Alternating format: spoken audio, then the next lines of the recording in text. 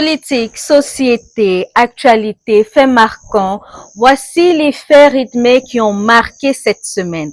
Installez-vous, l'essentiel de l'actualité, c'est maintenant. Le nouveau siège de la Fédération camerounaise de football, FECAFOOT, a été officiellement inauguré mercredi 13 mai 2026 à Yaoundé au cours d'une cérémonie présidée par le Premier ministre, chef du gouvernement, Joseph Dion Ngouté, représentant personnel du président de la République. Plusieurs autres personnalités ont pris part à cet événement majeur, parmi lesquelles des membres du gouvernement, des autorités administratives, des responsables sportifs nationaux et internationaux, tous aux côtés du président de la FECAFOOT, Samuel Eto'o fils. Cette inauguration marque une étape symbolique dans la modernisation de l'instance fêtière du football camerounais et traduit ainsi l'ambition de hisser davantage le sport roi camerounais vers l'excellence. Exploit historique pour le Cameroun au 24e championnat d'Afrique d'athlétisme à Accra. Emmanuel Essémé et Hervé Jokole Etame ont chacun décroché l'or sur 100 mètres, offrant au Cameroun un doublé inédit sur la distance reine. Une performance exceptionnelle qui inscrit un peu plus le sprint camerounais dans l'histoire de l'athlétisme africain. Le cinéma camerounais est en deuil. Le réalisateur, producteur et figure majeure du 7e art africain, Bassek Bakobio, est décédé mardi 12 mai 2026, laissant derrière lui un héritage culturel immense. Fondateur du festival Écran Noir, il aura consacré sa vie à la promotion du cinéma africain et à l'émergence de nombreux talents. Sa disparition marque une perte considérable pour la culture camerounaise et africaine. Le sport africain perd un membre influent. Le colonel Ahmad Kalkaba Malboum est décédé mercredi 13 mai à Yaoundé à l'âge de 75 ans des suites de maladies. Ancien athlète, officier supérieur de l'armée camerounaise et dirigeant sportif parmi les plus influents du continent, il aura marqué pendant près de 3 décennies la gouvernance du sport africain. Président du Comité national olympique et sportif du Cameroun, patron de la Confédération africaine d'athlétisme, Ahmad Kalkaba Malboum a été inhumé le même jour au cimetière de Nkolfoulou. Le premier président du Sénat de regrettée mémoire, Marcel Nyadjifendi, a entamé hier jeudi 14 mai son dernier voyage. Des hommages parlementaires et politiques lui ont été rendus au Palais des Congrès après la levée de corps à l'hôpital général de Yaoundé. Le cortège funèbre a quitté Yaoundé ce matin pour l'ouest, plus précisément à Baganté, où il sera inhumé demain samedi 16 mai. Les fidèles catholiques du Cameroun et du monde entier ont commémoré le jeudi 14 mai dernier la solennité de l'Ascension du Christ. Célébrée 40 jours après la Pâque, l'Ascension du Christ marque la fin de la présence physique de Jésus sur terre, après sa résurrection.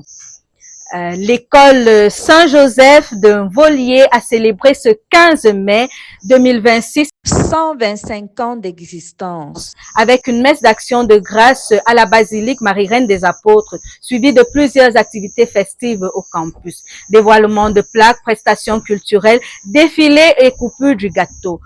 Un anniversaire symbolique pour cette institution d'excellence forte de 125 années de formation et de transmission des valeurs. C'était sous la présidence de Monseigneur Jean Barga, archevêque métropolitain de Yaoundé.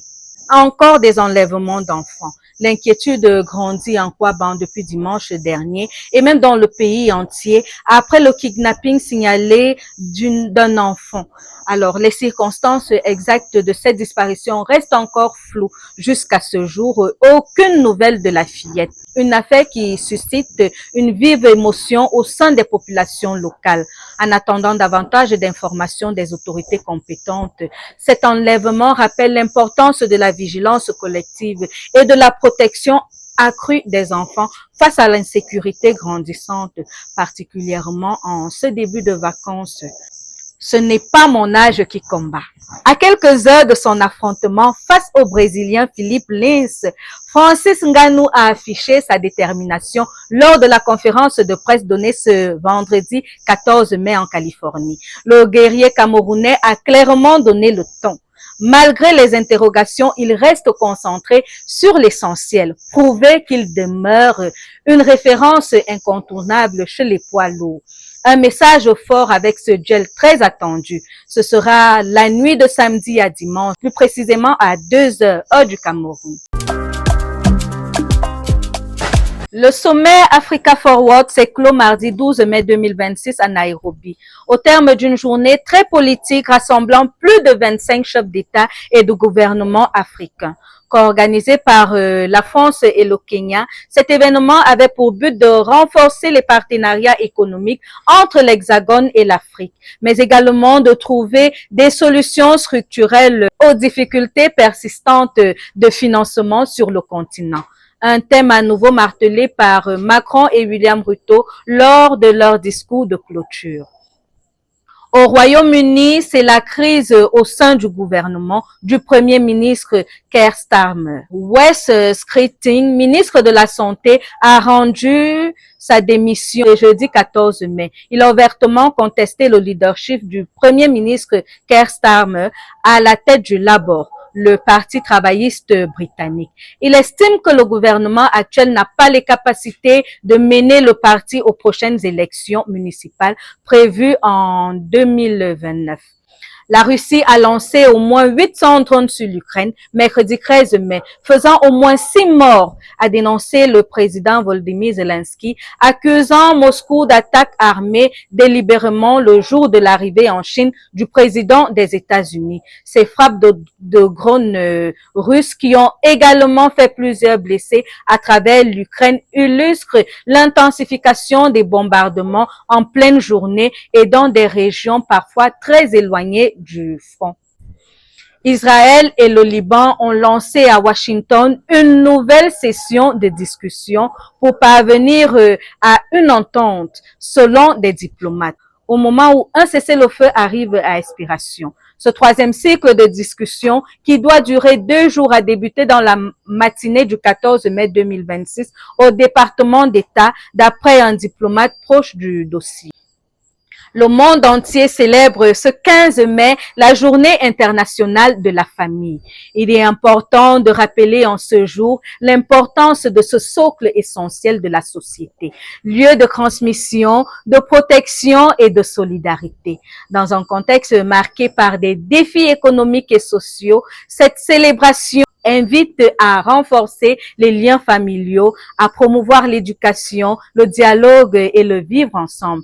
Parce qu'au-delà des différences, la famille demeure le premier refuge, la première école de la vie.